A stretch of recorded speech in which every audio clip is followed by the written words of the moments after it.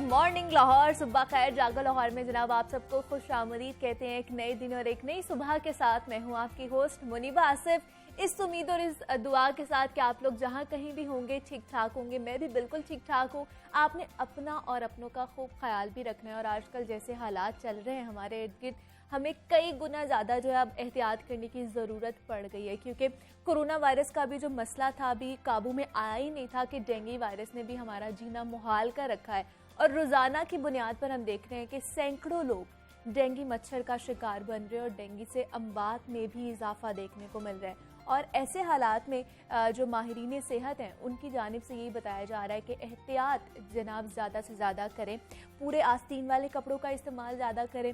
अगर घर पर हैं या फिर आप ऑफिस में हैं वहाँ पर पानी ना जमा होने दें, अगर जमा हो गया है तो उसको निकालें और मच्छरों से बचने के लिए मॉस्किटो रिपेलेंट का इस्तेमाल ज़रूर करें ताकि आप लोग ख़ुद भी महफूज रहें और आपके जो प्यारे हैं इर्द गिर्द जो आपके चाहने वाले हैं वो भी महफूज रह सके। बढ़ते अपनी पहली स्टोरी की तरफ और कुछ बात कर लेते हैं सेल्फ केयर के हवाले से। तो खूबसूरत और जाज़िब नज़र आना हर मर्द और ख़वातीन की ख्वाहिश होती है और तरोताज़ा शादाब चेहरों को ही खूबसूरत करार दिया जाता है। लेकिन अगर आपकी स्किन साफ निखरी हो मगर आंखों के गिर्द स्याह हल्के या जिनको हम लोग कह सकते हैं कि डार्क सर्कल्स हों तो इंसान ना सिर्फ बीमार नज़र आता है बल्कि ऐसे में जो सारी हमारी पर्सनालिटी है वो भी मांद पड़ना शुरू हो जाती है। और गैर मुनासिब डेली रूटीन और गैर मुतवाज़िन खुराक और ख़ास तौर पर नींद की कमी की वजह से अक्सर लोग जो है ना इस मसले से दो चार रहते हैं और उनका ये मसला ज़्यादा होता जाता है।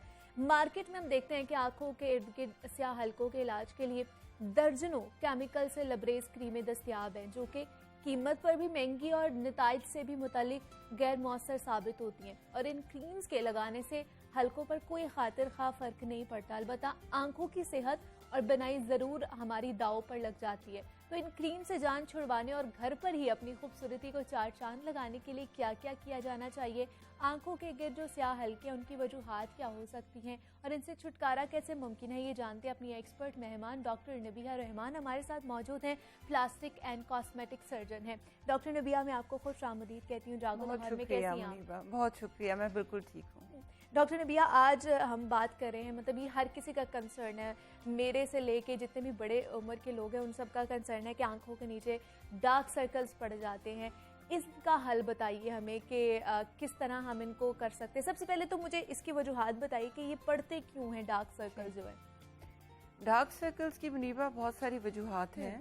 इसमें ज़रूरी नहीं है कि एज के साथ हो, यंग लोगों को भी ये प्रॉब्लम है। ठीक है। एक तो इसकी सबसे पहली रीज़न ये है कि अगर आपकी नींद ना पूरी हो, नींद की कमी से ये हो जाते हैं। उसके अलावा कोई एलर्जिक रिएक्शन अगर स्किन पे हो, कोई एलर्जीज हों, that is one of the reason. और हाइपर पिगमेंटेशन, कुछ लोगों को हाइपर पिगमेंटेशन का इशू होता है, उसकी वजह से डार्क सर्कल्स हो जाते हैं। और एज के साथ स्किन थिन हो जाती है, पतली हो जाती है, उसकी वजह से भी ये डार्क सर्कल्स होते हैं। क्योंकि आंखों के नीचे जो फैट की लेयर होती है अगर वो कम हो जाए तो उसकी वजह से भी डार्क सर्कल्स होते हैं। एक और इसकी वजह है जो कि यंग लोगों में भी देखी जाती है कि अगर आपकी आंखों की बनावट ऐसी हो कि डीप सीटेड आइज हो, जैसे कुछ लोगों की आइज डीप सीटेड होती हैं, तो वो शेडो की वजह से, लाइट की शेडो की वजह से उनको वो लगता है कि डार्क सर्कल्स हैं। अच्छा, तो मतलब ये डिफरेंट फैक्टर्स हैं जिनकी वजह से या वजूहात की वजह से डार्क सर्कल्स हो सकते हैं। लेकिन बहुत से लोग कहते हैं कि अच्छा हम अच्छी डाइट ले लें नींद ले लें और दवाइयाँ भी खा लें तो शायद हमारा जो है ये इलाज हो सकता है या हम इस मसले से बच सकते हैं। तो इसका कोई मुस्तकिल हल है इसका कोई? देखिए, इसका मुस्तकिल हल हो सकता है अगर आप कुछ चीज़ें करें रेगुलरली। एक और रीज़न मैंने आपको बतानी है कि थायराइड का जिन लोगों को इशू होता है, या आयरन डेफिशिएंसी एनीमिया जिनको होता है, उनमें भी ये प्रॉब्लम होती है। तो इस तरह की मेडिकल रीजंस तो आप करेक्ट कर सकते हैं। और डिहाइड्रेशन, जो लोग पानी नहीं पीते, और या सन एक्सपोजर से भी ये हो जाता है।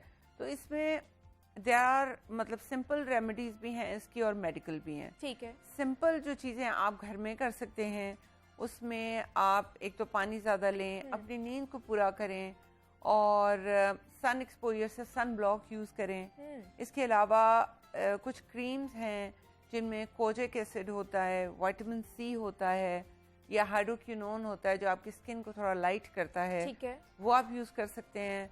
और अगर आप मेडिकल इसकी ट्रीटमेंट चाहते हैं तो पील्स हैं, डिफरेंट टाइप्स की पील्स होती हैं, वो आप कर सकते हैं। उसके अलावा जो फिलर्स होते हैं, जो डर्मल फिलर्स जो आजकल काफ़ी पॉपुलर हैं, वो भी यूज़ करते हैं आंखों के नीचे। उसमें ये होता है कि वो आपको वॉल्यूम देते हैं, उसमें हाइलुरोनिक एसिड होता है जो आपकी स्किन को इम्प्रूव करता है। तो जिन लोगों की थिन स्किन हो जाती है या डीप सीटेड आइज होती हैं, उनमें ये फिलर्स दे डू मिरेकल्स। तो अगर जैसे आपने कहा कि अब मेडिकल भी आ गया हुआ है, बहुत ज़्यादा जदीद हो गया हुआ है हमारा मेडिकल, हर किसी मसले का हल है उनके पास, तो अगर इसके सेशंस लेने हैं लोगों ने तो वो फिर कितने सेशंस हो सकते हैं और इसके ट्रीटमेंट में क्या क्या प्रोसीजर जो है वो होता है? देखिए, जैसे मैंने आपको बताया कि कुछ घर में भी रेमेडीज आप कर सकते हैं, जैसे ये सीरम्स हैं, ये आप घर में यूज़ कर सकते हैं, क्रीम्स यूज़ कर सकते हैं, सन ब्लॉक यूज़ कर सकते हैं, सन एक्सपोजर को कम कर सकते हैं। और दूसरा ये कि अगर आप आके क्लिनिक में ट्रीटमेंट कराना चाहते हैं तो उसमें पील्स हैं डिफरेंट तरह की। PRP एक ट्रीटमेंट है, it is called protein rich plasma therapy.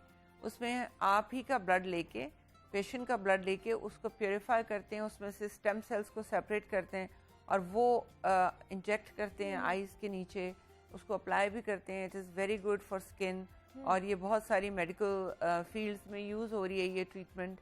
Even orthopaedic surgeon इसको नीज में इंजेक्ट करें क्योंकि इसमें स्टेम सेल्स होते हैं और ये रीजनरेट करते हैं सेल्स को। They are very good for skin और डार्क सर्कल्स के लिए भी एक ट्रीटमेंट है ये। लेकिन कौन सी एज से जो है ये ट्रीटमेंट हमें लेना शुरू कर देना चाहिए? क्योंकि आजकल हाइड्रा फेशियल्स भी और बाकी भी फेशियल्स जो हैं वो स्टार्ट हो चुके हैं और छोटी छोटी लड़कियां भी इस साइड पर जा रही हैं, क्या इसके साइड इफेक्ट्स भी हो सकते हैं? देखिए, हाइड्रा फेशियल से डार्क सर्कल्स तो इम्प्रूव नहीं होते, आपकी स्किन थोड़ी बेहतर हो जाती है। Hydra facial is just like any facial. लेकिन ये कि जो मेडिकल ट्रीटमेंट्स हैं, जो आपने पूछा कब से शुरू करनी चाहिए, अगर कोई यंग पेशेंट मेरे पास आता है और उसके पास उसके मतलब डार्क सर्कल्स हैं और उससे उसका कॉन्फिडेंस शटर हो रहा है और इट्स अ सीरियस प्रॉब्लम, तो इसको ट्रीट करने के डिफरेंट तरीके हैं। जैसे मैंने आपको बताया कि फिलर्स भी यूज़ किए जा सकते हैं, यंग एज में भी उसका कोई साइड इफ़ेक्ट नहीं है। मगर ये बहुत इंपॉर्टेंट बात है कि ये सारी ट्रीटमेंट आप किसी क्वालिफाइड और ट्रेंड प्लास्टिक सर्जन से करवाएं, क्योंकि अगर आप किसी ऑब्वियसली जैसे आप फॉर एग्जांपल अगर आप अपने कपड़े किसी ऐसे टेलर के पास ले जाएं जिसको स्टिचिंग अच्छी ना होती हो तो वो तो ख़राब कर देगा आपके कपड़े। सिमिलरली आपका फेस है, आपकी आइज़ हैं, दे आर वेरी इंपॉर्टेंट। तो आपको थोड़ा सा ये देखना चाहिए कि आप ट्रेंड क्वालिफाइड डॉक्टर के पास जाएं। लेकिन आपके पास किस तरह के पेशेंट ज़्यादातर आते हैं? मर्द आते हैं, ख़वातीन आती हैं? मेरे पास टू बी ऑनेस्ट फीमेल्स की परसेंटेज ज़्यादा है क्योंकि फीमेल्स ऑब्वियसली ज़्यादा कॉन्शियस होती हैं, लेकिन मेल्स भी आते हैं, ये नहीं कि मेल्स नहीं आते, लेकिन परसेंटेज फीमेल्स की ज़्यादा है। और डार्क सर्कल्स के लिए भी आते हैं बहुत सारे पेशेंट्स, ये प्रॉब्लम काफ़ी कॉमन है डार्क सर्कल्स की।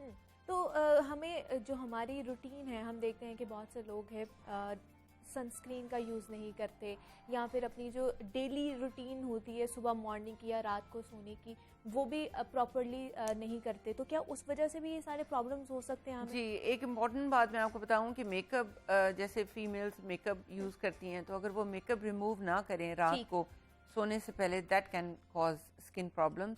और डार्क सर्कल्स की एक रीज़न ये भी हो सकती है कि आपने फॉर एग्जांपल कोई आई मेकअप किया हुआ है, आपने मस्कारा अप्लाई किया हुआ है या आपने कोई भी आई लाइनर अप्लाई किया हुआ है और आपने उसको रिमूव नहीं किया और आप सो गए हैं, तो आपको एलर्जिक रिएक्शंस भी हो सकते हैं।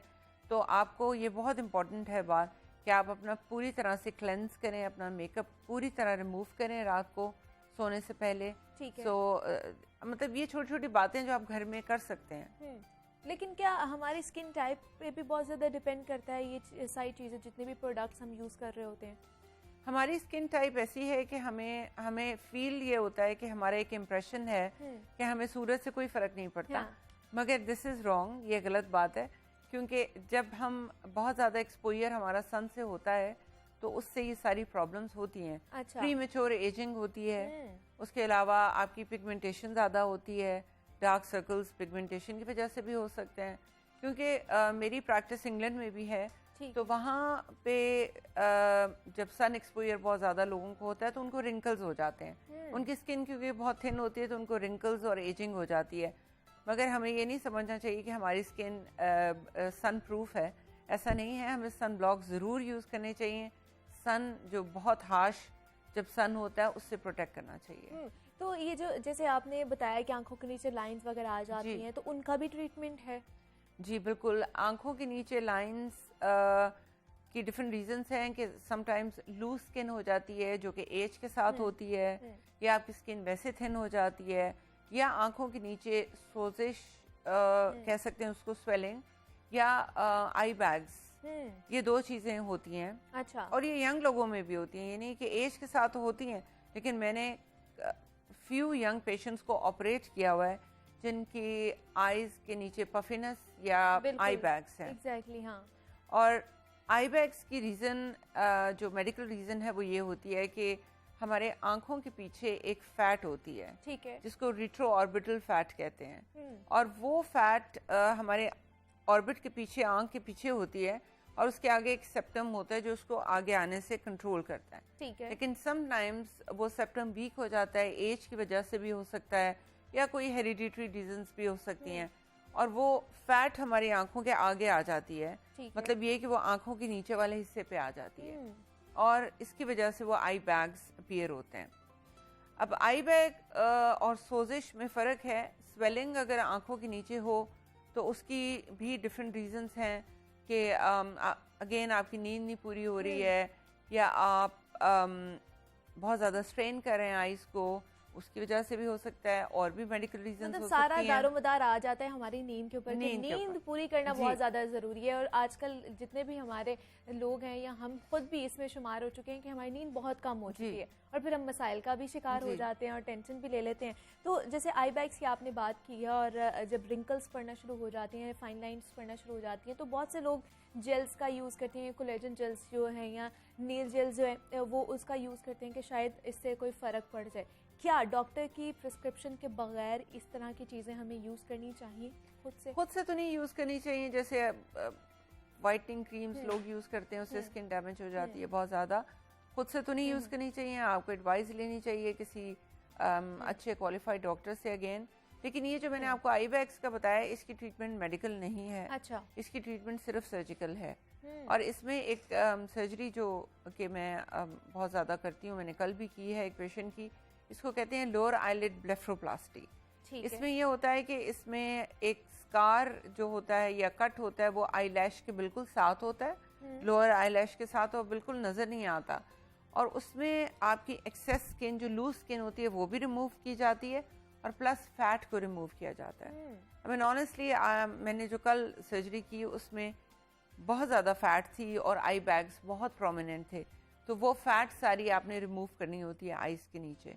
तो वो जो कि आई बैग्स का कॉज करता है, तो उसकी सर्जिकल ट्रीटमेंट है। अनफॉर्चुनेटली मेडिकल ट्रीटमेंट कोई नहीं है उसकी।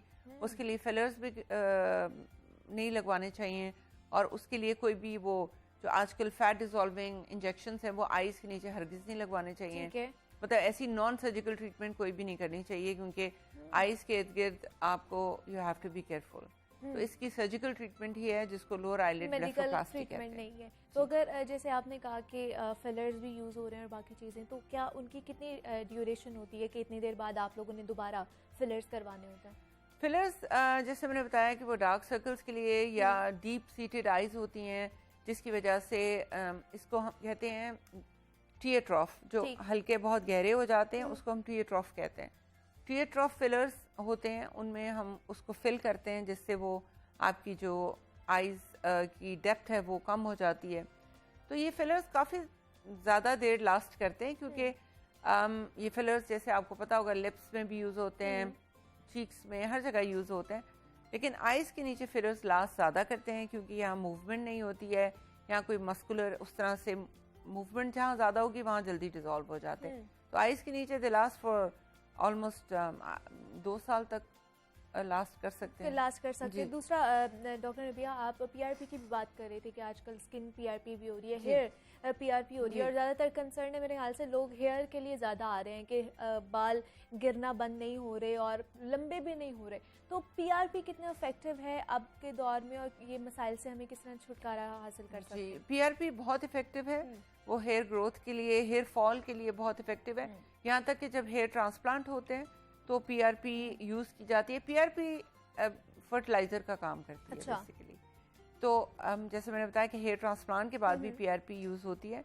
तो पीआरपी बहुत इफेक्टिव है हेयर फॉल के लिए, हेयर की अच्छी हेल्थ के लिए, हेयर की ग्रोथ के लिए। PRP is very effective. तो उसके कितने सेशंस लेने चाहिए और कब से स्टार्ट करनी चाहिए? पीआरपी की कोई ख़ास एज नहीं है, मतलब एडल्ट कोई भी है उसको ये ट्रीटमेंट ले सकते हैं आप। इसका कोई साइड इफ़ेक्ट नहीं है। अच्छा। और इसके सेशंस डिपेंड करता है कि आपकी प्रॉब्लम कितनी है।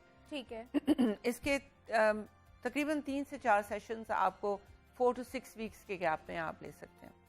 और ये इसका कोई साइड इफेक्ट्स नहीं है? इसका कोई साइड इफेक्ट नहीं है। अगेन फिर भी मैं यही कहूँगी कि आप किसी क्वालिफाइड डॉक्टर से करवाएं ये ट्रीटमेंट्स, लेकिन इसका इट्स वेरी सेफ। ठीक है, मतलब अगर आप किसी क्वालिफाइड डॉक्टर से नहीं कराएंगे फिर उसके साइड इफ़ेक्ट्स हो सकते हैं, वो आपके उसको पता नहीं चलेगा कि ट्रीटमेंट किस तरह करना है, देन आपको सर्कमस्टांसेस जो हैं वो फेस करने पड़ सकते हैं। डॉक्टर नबिहा रहमान हमारे साथ मौजूद थी, प्लास्टिक एंड कॉस्मेटिक सर्जन है। डॉक्टर नबिहा, बहुत शुक्रिया आपके वक्त का, आप यहाँ पर आई हैं और इतनी अच्छी हमारी डिस्कशन रही आपके साथ। उम्मीद करते हैं जनाब कि ये वाला सेगमेंट आपको पसंद आया होगा। बहुत सी जो आपकी चीज़ें होंगी, थाट्स होंगे, वो क्लियर हो गए होंगे और आप लोगों को अच्छे अच्छे मशवरे भी मिले होंगे। डॉक्टर मजीद भी हमने आपसे बात करनी है, वक्त तो एक छोटी सी ब्रेक का, मिलते हैं इस ब्रेक के बाद।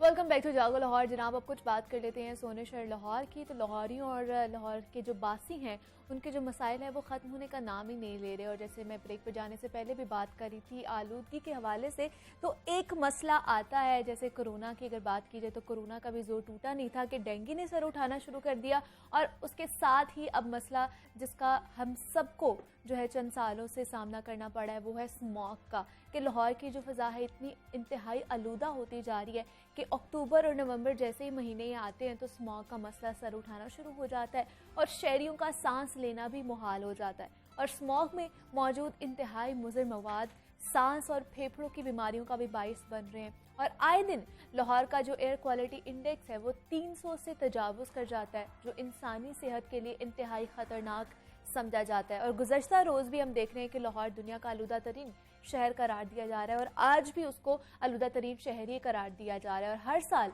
हुकूमत और महकमा माहौलियात की जानिब से बुलंदोबांग दावे किए जाते हैं, लेकिन मामला जूं का तू बरकरार है। अब तो तकरीबन तमाम भट्टे जो है वो ज़िगज़ैग टेक्नोलॉजी पर मुंतकिल हो चुके हैं, फिर भी स्मॉग का जो मसला है वो क्यों ख़त्म नहीं हो पा रहा, इस पर आज हम बात करेंगे। इस वक्त हमारे साथ मौजूद हैं साजिद बशीर साहब हैं, तर्जुमान हैं महकमा माहौलियात के, और उनके साथ मौजूद है नुमाइंदा लाहौर न्यूज़ अब्दुल कादिर। सर, मैं आपको खुश आमदीद कहती हूँ साजिद लाहौर न्यूज़ में। कैसे हैं आप? अल्लाह का शुक्र। अब्दुल कादिर, आपको भी जागो लाहौर में खुश आमदीद कहती हूँ। कैसे हैं आप? Thank you, I am fine. Sajid, सबसे पहले तो आपसे बात करना चाहूँगी कि जितने भी चंद सालों से हम लोग आलूदगी का मसला जो है इसके साथ निमट रहे हैं और हर साल ये मसला जो है बढ़कर शिद्दत इख्तियार कर आता है। जैसे ही अक्टूबर या नवंबर का महीना आता है तो स्मॉग का मसला सर उठाना शुरू हो जाता है। हमें बताइएगा किन किन फैक्टर की वजह से जो आलूदगी है ये बढ़ती जा रही है?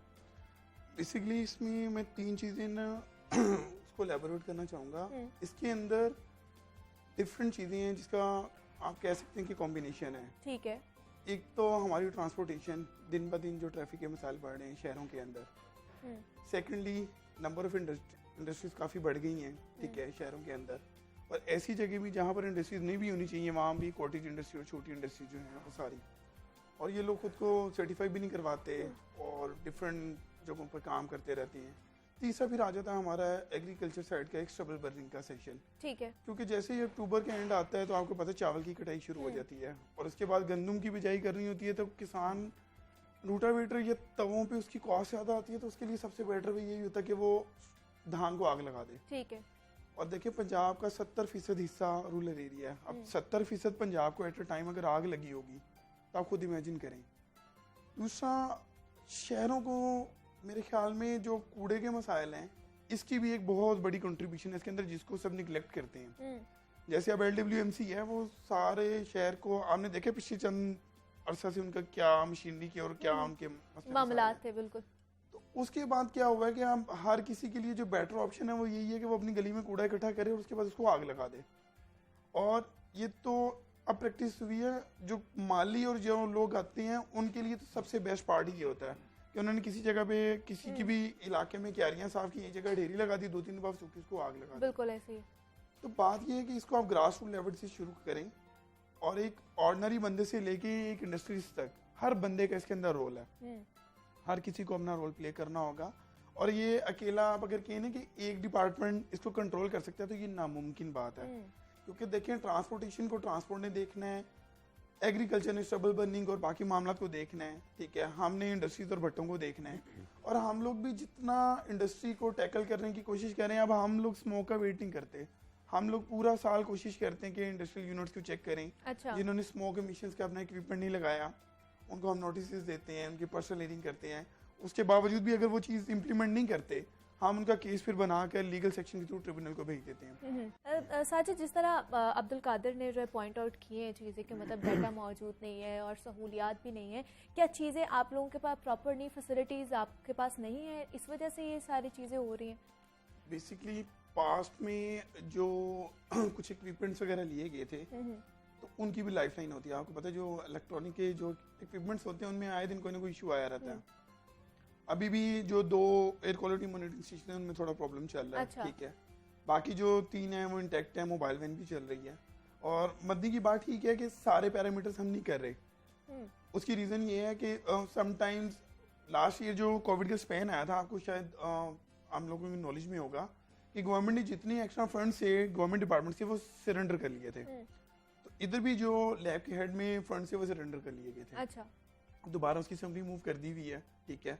और बीच में कुछ हमारे डिपार्टमेंट में ट्रांसफर पोस्टिंग का भी थोड़ा इशू रहा है, तो वो वक्तन फ़वक्तन जब ट्रांसफर पोस्टिंग होती है, हेड चेंज होते हैं, तो फिर आपको पता है कि थोड़ा सा चीज़ें, जो भी कोई नया ऑफिसर आता है वो रीइनिशिएट करता है, मगर उसको थोड़ा टाइम लगता है। तो अब समरी मूव होगी भी है, फाइनेंस डिपार्टमेंट इंशाल्लाह चली जाएगी, और जो टॉप प्रायोरिटी पे सिस्टम चीज़ है वो यही है। और नियर फ्यूचर के अंदर हमारा एक प्रोजेक्ट है EDP का, तो उसके अंदर हम 36 के 36 शहरों में एयर क्वालिटी मॉनिटरिंग स्टेशन लगाने जा रहे हैं हम। अच्छा।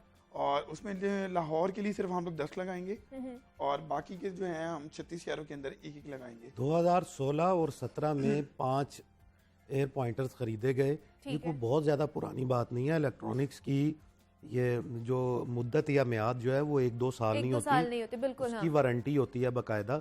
2016 और 2017 में 5 एयर पॉइंटर्स खरीदे गए थे, उन 5 में से सिर्फ 1 चल रहा है। अच्छा, और बाकी 4 खराब हो चुके हैं। उन 4 जो खराब हो चुके हुए हैं, 2019 में पंजाब गवर्नमेंट से फंड लिए गए और उन्हें मरम्मत किया गया या उन्हें रिपेयर किया गया। अब 2021 में एक बार फिर फंड्स की समरी जो है वो महकमा ने भिजवा दी है, टैक्स पेयर्स के पैसे जो हैं वो एक बार फिर उसके ऊपर लगेंगे। मीनवाइल तक जो स्मोक सीजन है वो निकल जाएगा। स्मोक सीजन जो है वो सिर्फ नवंबर दिसंबर में ही क्यों आता है? नवंबर दिसंबर में इसलिए आता है कि मौसम में तब्दीली होती है, खुनकी होती है, जिसकी वजह से जो आलूदगी है वो विजिबल हो जाती है, वो नज़र आना शुरू हो जाती है।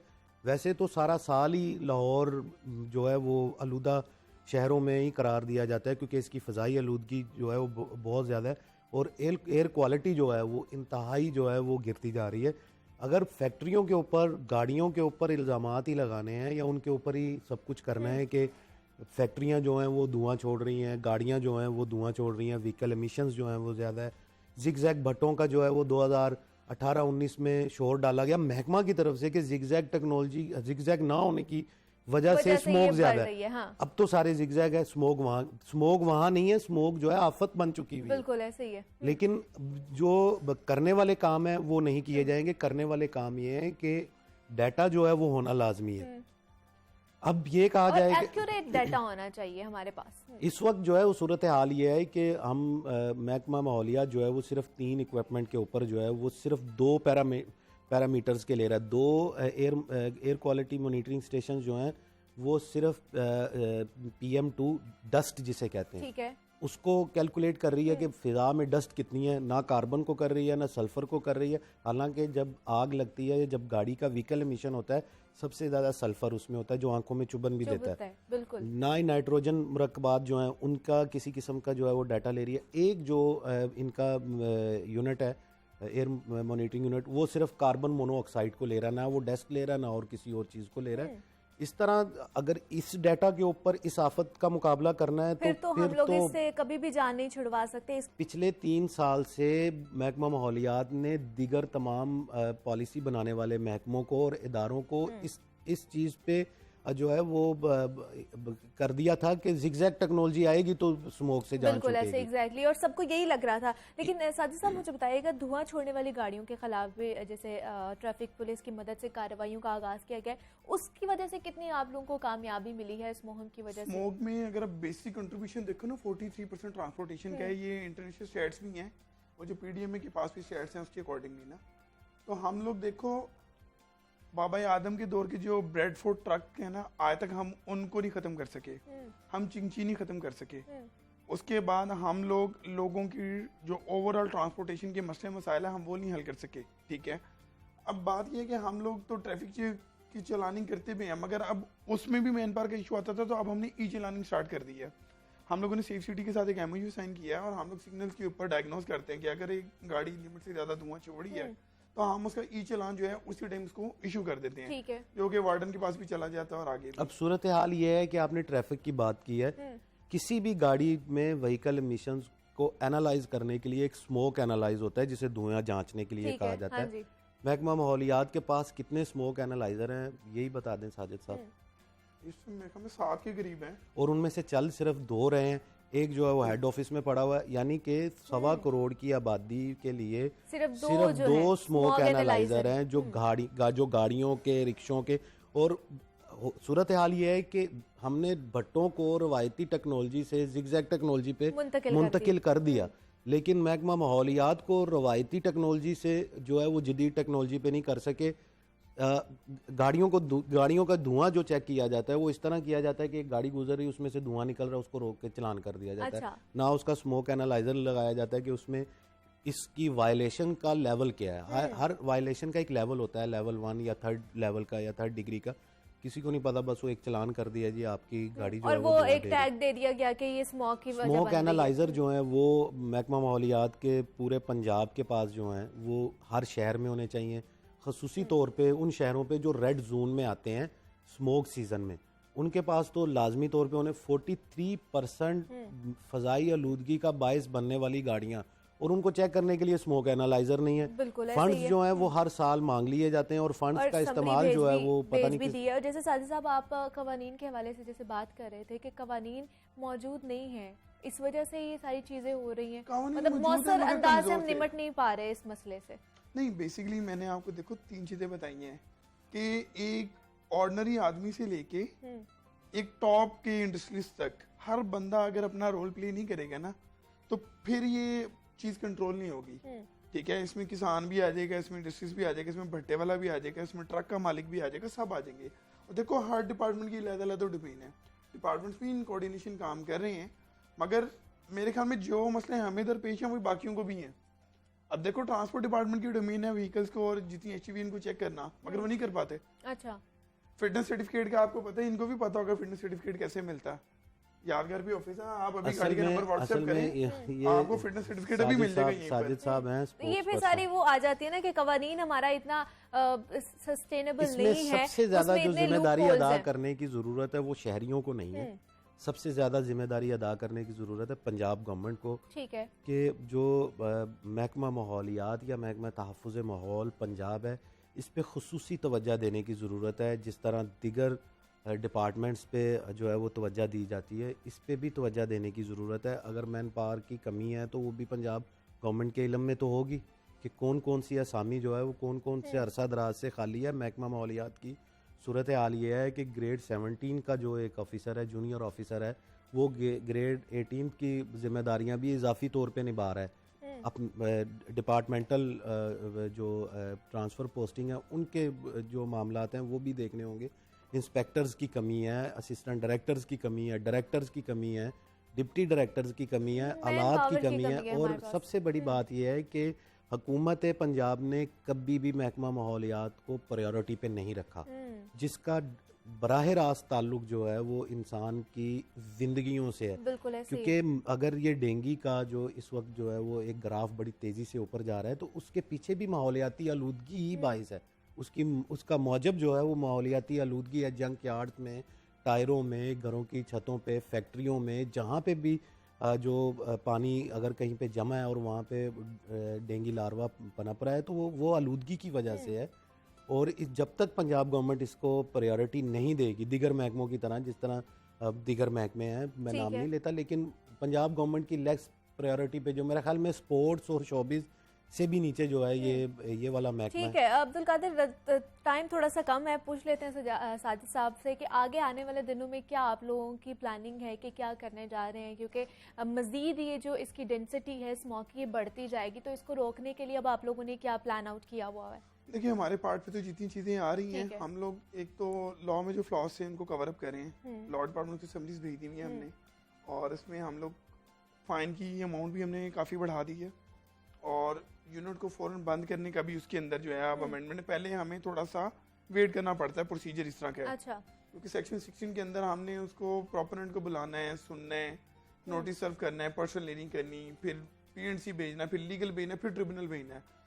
एक तो उसको चेंज कर रहे हैं सिनेरियो को, दूसरा जो जुर्माने की अमाउंट है वो बढ़ा रहे हैं काफ़ी ज़्यादा, अच्छा। ताकि कोई अगर वायलेशन करे तो एक दफ़ा उसको डर भी हो कि भाई मुझे इतना जुर्माना देना होगा। हाँ।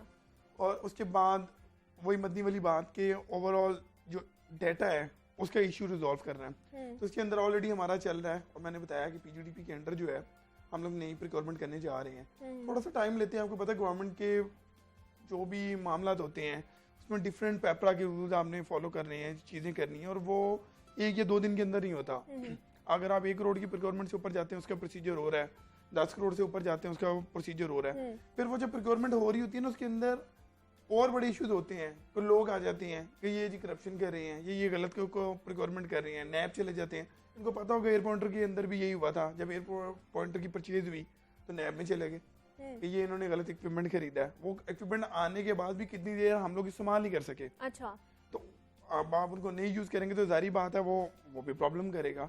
तो ये इश्यूज हैं, मगर इनको सॉर्ट आउट करेंगे। और जैसे मदनी ने कहा कि पंजाब गवर्नमेंट अगर हमें मजीद सपोर्ट करेगी और थोड़ा सा अपना प्रेशर बिल्डअप करके रखेगी, तो मेरे ख्याल में नेक्स्ट ईयर हमारे पास आपके जितने भी ऑब्जेक्शन या इल्जाम आते हैं, मेरे ख्याल में उनमें से 50% का आंसर तो हमारे पास होगा। नहीं, इल्जामात तो नहीं है हमारे, इल्जामात नहीं, हम वो सारी चीजें बता रहे हैं, फैक्ट बता रहे हैं जो हो रहा है हमारे इर्द गिर्द, क्योंकि हम माहौल को साफ सुथरा रखना आपकी भी उतनी जिम्मेदारी है, हमारी भी उतनी जिम्मेदारी है, और जो देख रहे हैं मेरे ख्याल से उनकी भी उतनी जिम्मेदारी है। तो आपको क्या लगता है जो आम आदमी है उसको किस तरह अपना माहौल जो है उसको साफ सुथरा रखना चाहिए? यही है कि अपने आप सराउंडिंग को क्लियर रखें, अपने कारोबारी वाली जो जगह है उसको साफ रखें, कूड़ा वगैरह का ख्याल रखें, उसको मत जलाएं, ठीक है, तो प्रॉपर डंपिंग साइट पर भी जमाएं। उसके अलावा वाटर स्प्रिंकलर रखें अपनी इंडस्ट्रीज वगैरह के अंदर। और आपकी जो कारोबार की भी जगह है, आप अपने सामने अगर कोई अबेंडन कोई जगह है उसको ग्रीन एरिया को डेवलप करें। ग्रीन बेल्ट्स अगर आपके सामने कोई मार्केट या उधर है आप उनको डेवलप करें। हम लोग तो डेवलप करना दूर की बात है, हम लोगों का प्राइम फोकस ये होता है कि यार कूड़ा बस इधर से निकला है हमारी जगह से, आप इसको फेंकना किस जगह और उसके बाद इसको आग कहाँ पे लगानी है। तो ये छोटे छोटे पेटी इश्यूज हैं, अगर आप इनको ओवरलुक करना छोड़ देंगे और उसको ध्यान देंगे और उसके ऊपर अपना फोकस रखेंगे कि नहीं यार ये मुल्क भी है, ये शहर भी हमारे घर की तरह है, और जैसे हमने घर के अंदर सफाई रखी है बाहर भी रखनी है, तो मेरे ख्याल में 80% मसाइल हल हो जाएंगे। इंडस्ट्रीज को भी इसी तरह चाहिए कि यार अगर वो इंडस्ट्री लगाई हुई है, रेवेन्यू कमा रहा है, तो फिर लोगों की सेहत का भी ख्याल रखे, अपने सारे वो नेशनल एनवायरमेंटल क्वालिटी स्टैंडर्ड्स की कंप्लायंस की कोशिश करे, वेस्ट वाटर की ट्रीटमेंट प्लांट्स लगाए, वेट स्क्रबर लगाए धुएं के, ताकि जितने हैवी पार्टिकल्स हैं वो ना जाएं, तो इंशाल्लाह चीज़ें बेहतरी की तरफ जाएंगी इंशाल्लाह। और हम भी यही चाहते हैं साजिद साहब के जो महकमा माहौलियात है वो अपना काम अच्छे तरीके से सर अंजाम दे, ताकि हम ये जो स्मॉग का मसला है इससे जल्द अज जल्द आने वाले सालों में जो है जान छुड़वा सकें। साजिद बशीर साहब हमारे साथ मौजूद थे, तर्जुमान महकमा माहौलियात हैं, सर बहुत शुक्रिया आपका। और अब्दुल कादिर हमारे साथ मौजूद थे, नुमाइंदा लाहौर न्यूज़। अब्दुल कादिर आपका भी बहुत शुक्रिया। जनाब मजीद भी आपसे बात करेंगे, आप वक्त एक छोटी सी ब्रेक का मिलते हैं, इस ब्रेक के बाद।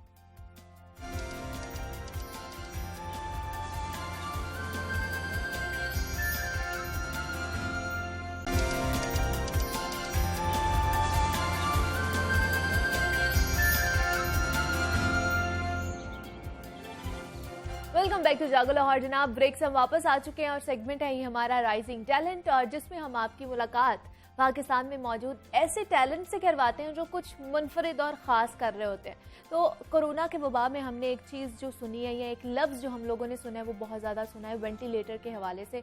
बहुत कुछ हमें इस मशीन के हवाले से भी पता चल गया है कि एक बड़ी पेचीदा सी मशीन है जो कोरोना वायरस, सांस और फेफड़ों के शदीद बीमार मरीजों के लिए सांस लेने का जो अमल होता है उसको बहाल करने के लिए राह हमवार कर सकती है।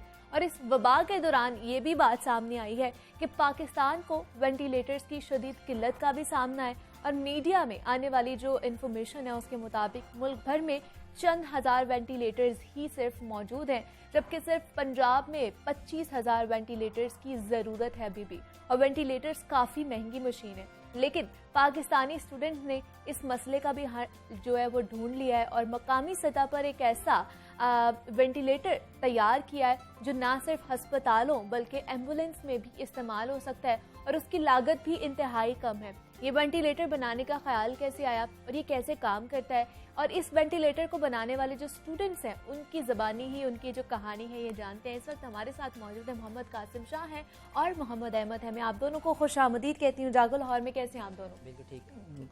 और सबसे पहले तो मुझे बताइए कि इस प्रोजेक्ट के बारे में कासिम आपसे बात करना चाहूँगी कि कब आपने ये स्टार्ट किया, ख्याल कैसे आया कि आपने जो वेंटिलेटर बनाना है? जैसा कि आपको पता है 1 साल पहले हमारे कोविड पेंडेमिक था और हमारे मुल्क में वेंटिलेटर्स की बहुत कमी थी। बिल्कुल। तो हमने सोचा क्यों ना हम इसको सिनेरियो से निकलने के लिए कोई ऐसी रिसर्च प्रोड्यूस करें जो कि हमारी सोसाइटी के ऊपर इसका अच्छा इम्पैक्ट फैक्टर हो और हम अपनी सोसाइटी को सर्व कर सकें। इसलिए हमने सोचा वेंटिलेटर ही डिज़ाइन किया करते हैं हम, क्योंकि हमारे मरीज़ जो हैं वो बहुत सारे किल्लत का शिकार हैं हॉस्पिटल्स में, और हमारा बेसिक जो मोटिव ये था कि हम अपने वेंटिलेटर्स में हाइब्रिड एनर्जी को इंट्रोड्यूस करवा सकें। हाइब्रिड एनर्जी मैं इसलिए कह रहा हूँ कि हाइब्रिड एनर्जी से मुराद है कि ये सोलर ऑपरेटेड भी है और ये वाटर सप्लाई के ऊपर भी चल सकता है। अच्छा। और ये हमने बेसिकली हमारा डिज़ाइन जो है हमारी एम्बुलेंस सर्विसेज के लिए, जैसे कि आपको पता है हमने एक सिटी से दूसरी सिटी तक किसी को ट्रांसफ़र करना हो तो हमारी एम्बुलेंस में जो होते हैं मरीज़ बहुत सारे वेंटिलेटर्स की कमी होने की वजह से मर जाते हैं, उनकी डेथ हो जाती है। इस वजह से हमने कहा कि हम एम्बुलेंस के लिए तैयार करते हैं। इसमें हमारा बेसिक ये है कि जो हमारी सोलर प्लेट है वो हम अपनी एम्बुलेंस के टॉप रूफ के ऊपर प्लेस कर देंगे। ठीक है। और हमारी एम्बुलेंस के अंदर ये बेसिकली फिक्स हो जाएगा। ठीक है। अभी जो इनिशिएटिव जो लिया गया था वो ये सोच के सारी चीज़ें लिया गया था। आगे चलते हैं और इसके बारे में और भी पता करेंगे। अहमद, आप मुझे बताइए इसको बनाने में कितना टाइम लगा और शुरू कहाँ से किया, मतलब किसने किसको आइडिया दिया कि हम लोग ये चीज़ बना सकते हैं, या दोनों का आपस का ही आइडिया था? जी, इसका आइडिया हमें यहाँ से है कि हमारे जो यूनिवर्सिटी है उनमें वाइस चांसलर्स, हमारे हेड ऑफ डिपार्टमेंट, हमारे सुपरवाइजर सब यही मोटिवेट करते हैं कि कुछ ऐसा बनाया जाए जो सोसाइटी को सर्व करे। आपने फाइनल प्रोजेक्ट तो बनाना ही है, ठीक है, तो ऐसा बनाएं जो आपको फ़ायदा भी दे हमारी सोसाइटी को। इसलिए हमने, क्योंकि कोविड का दौर था तो वेंटिलेटर का ये ऑप्शन बेस्ट था। बिल्कुल। तो हमने इसके रिसर्च भी की काफ़ी, तो हमने इससे पता चला कि कम कीमत में भी हम बना सकते हैं। तो इस तरह से हमें ये मोटिवेशन मिली अपनी यूनिवर्सिटी की तरफ से, हमारे डिपार्टमेंट की तरफ से, और हमने तकरीबन 1 साल में से बनाया। अच्छा, 1 साल लगा है आपको इसको बनाते हुए, और आप दोनों की ही इसमें काम है या और भी लोग हैं आपके साथ? ये ग्रुप परफॉर्मेंस थी और इसमें हमारे सुपरवाइजर डॉक्टर हैदर जाद ने हमें बहुत हेल्प आउट किया। अच्छा। और हमारे हेड ऑफ डिपार्टमेंट ने भी बहुत हमें हेल्प आउट किया। और डेफिनेटली एट द एंड मैं कहना चाहूँगा हमारे vice chancellor professor doctor Asghar Zaidi, उन्होंने हमें बहुत मोटिवेट किया। इनिशियल स्टेजेस में था जब ये, तो वो राउंड पे थे, उन्होंने आके हमसे पूछा कि जी क्या बना रहे हो। हमने कहा जी हम वेंटिलेटर बना रहे हैं अपने पाकिस्तान के लिए और हम चाहते हैं कि हमारी सोसाइटी को सर्व करें। तो उन्होंने हमें बेस्ट ऑफ लक दिया और मोटिवेट किया, तभी हम ये बनाने में कामयाब हुए। तो कासिम, ये एज इट इज़ वैसा ही है जैसा एक वेंटिलेटर मशीन होती है, और जिस तरह हम देखते हैं पिक्चर्स में भी और हॉस्पिटल्स में भी देखते हैं, ये एज इट इज़ वैसे ही? ये बिल्कुल एज इट इज़ ही है। इसमें चेंज ये है कि हम जो होते हैं हम मैनुअली अपने हाथ से उसको प्रेस करते हैं बैग को। ठीक है, बैग है ऑक्सीजन के लिए हम उसको यूज़ करते हैं, मेडिकल फील्ड का है। और इसमें हमारे पास 2 बेसिक फीचर्स हैं, ऑक्सीजन कंट्रोल, फ्रीक्वेंसी कंट्रोल और depth control. Frequency control means ये है कि हमें नंबर ऑफ पंप्स कितने चाहिए, वो हमारा डिपेंड करता है पेशेंट की एज के ऊपर, एज क्या है। और डेप्थ कंट्रोल जो है वो हमारे डॉक्टर जो हैं उसको बताते हैं कि वर्किंग कंडीशन ऑफ हिज और हर लंग्स, हमारे पेशेंट के लंग्स की वर्किंग कंडीशन क्या है उसके ऊपर देखते हैं। ये दोनों बेसिक फीचर्स हैं जो हमारे वेंटिलेटर में मौजूद हैं। अच्छा, ये बेसिक फीचर्स जो हैं, लेकिन जब इसको स्टार्ट किया आपने, काम जब इस पर कर रहे थे, तो ये भी ख्याल आया होगा कि पता नहीं बनेगा कि नहीं बनेगा, ठीक बनेगा भी कि नहीं बनेगा, जो हम सोच रहे हैं वैसा बनेगा कि नहीं बनेगा? इसमें हमारी बहुत मुश्किलात का सामना करना पड़ा। बेसिकली 3 थी, हमारे प्रोग्रामिंग पे बहुत इश्यूज आए हमें कंट्रोलिंग में बहुत मुश्किल हुई। अच्छा। और हमें डिज़ाइनिंग में बहुत इश्यूज आए। इस तरह का एक सेटअप जो है ना यूनिवर्सिटी ऑफ ग्लासगो में तैयार हुआ था, हमने वहाँ से आइडिया लिया बेशक, लेकिन हमने कंट्रोलिंग और सारा सेटअप, उसकी डिज़ाइनिंग सारा कुछ खुद किया। और हमें पाकिस्तान से सारे इसके पार्ट्स जो थे अवेलेबल हो गए थे, मिल गए थे। अच्छा। इजीली मिल गए थे, हमने कोई भी पार्ट बाहर से इंपोर्ट नहीं करवाया। मतलब सारे जितने भी इसके पार्ट्स हैं वो पाकिस्तान में अवेलेबल हैं। जी बिल्कुल। और अगर आपको और भी बनाने के चांस मिले तो विद इन 15 डेज हम एक और एक मॉड्यूल और तैयार बना कर लेंगे। सकते हैं जी आप।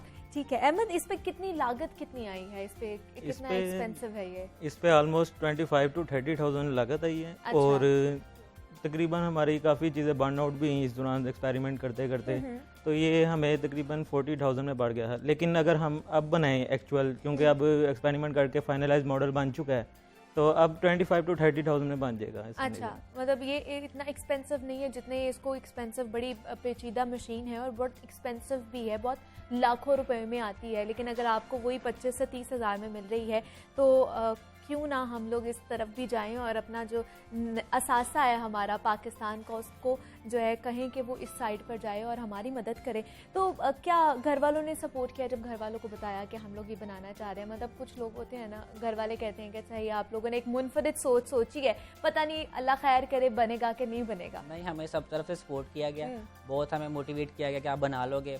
कहीं से हमें ये नहीं हुआ कि आप नहीं बना पाओगे। हमें डिपार्टमेंट की तरफ से, पेरेंट्स की तरफ से, वाइस चांसलर साहब की तरफ से, सबकी तरफ से हमें मोटिवेट किया गया, तभी हम इसको बनाने में कामयाब हुए। बिल्कुल ऐसे ही है। तो आगे लोगों के कितने जो 7 लोग थे उनकी कितनी हेल्प आउट हुई, उन्होंने कितना हेल्प किया, किस किस के ज़िम्मे कौन कौन सा काम था? जी, हम दोनों ने बेसिकली इसके क्या कहते हैं कंट्रोलिंग और डिज़ाइनिंग में ज़्यादा काम किया। और जो हमारे 2 ग्रुप मेंबर्स और थे, उन्होंने इसके प्रोजेक्ट के यानी कि रिपोर्ट वगैरह पे भी काम किया। और डेफिनेटली टीचर्स के बगैर आप कुछ भी नहीं कर सकते, तो हमारे सुपरवाइज़र ने हमें बहुत इसके ऊपर हेल्प आउट किया। और head of department doctor Junaid Zafar, उन्होंने भी हमारी बहुत हेल्प आउट किया। और सारे टीचर्स ने हमें मिलकर हेल्प आउट किया, तभी हम इसको बनाने में कामयाब। बिल्कुल ऐसे ही है। तो अहमद, आगे क्या प्लान है कि इसको और किस तरह लेकर जाना चाह रहे हैं आप आगे? इसको हम इस तरह से, मतलब ये अभी BS लेवल पे हमने इनिशियल काम किया है। ठीक है। जिसमें हमने मैनुअली ऑपरेट करने के लिए, जिसमें नोब से कंट्रोल हो रहा है। अगर हम इसको MS लेवल पे भी अगर इस पे फर्दर वर्किंग करें तो हम इसे एक डिजिटल मॉडल भी बना सकते हैं। अच्छा। मतलब इसमें तमाम जो फीचर्स हैं वो कंट्रोल डिजिटलाइजेशन के ज़रिए हों और बटन के ज़रिए हों, मतलब ये नोब्स यूज़ नहीं करनी पड़ेंगी फिर, मतलब से फर्दर वर्किंग की जा सकती है। तो जैसे आपने अभी कासिम कहा कि इसको हाइब्रिड वेंटिलेटर आप कह रहे हैं, इसकी वजह क्या है, क्यों कहते हैं इसको? यही हमारा बेसिक डिफरेंस है हमारे वेंटिलेटर्स में और जो हमारे हॉस्पिटल में वेंटिलेटर्स हैं उनमें। अच्छा। वो इसलिए हम कह रहे हैं कि वेंटिलेटर जो हाइब्रिड हम कह रहे हैं, हाइब्रिड एनर्जी पर ऑपरेट कर सकते हैं इसको। अच्छा। यानी कि हम इसको घर में भी, हॉस्पिटल्स में भी, जहाँ भी यूज़ करना है उसको कर सकते हैं।